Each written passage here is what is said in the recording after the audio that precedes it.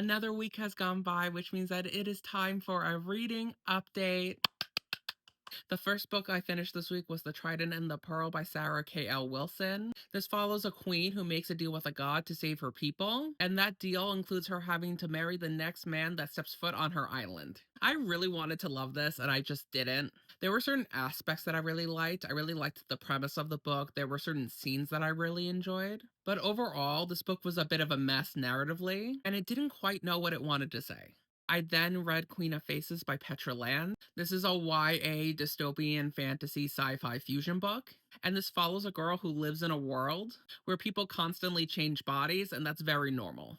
I listened to this on audiobook and I overall had a really great time with it. There were a couple of voices I wasn't a huge fan of, but overall it was a great listening experience. And I also really enjoyed this book and this plot. I thought it was really original. I've never read anything like this before, and it had one of the most interesting takes on gender identity I've ever read.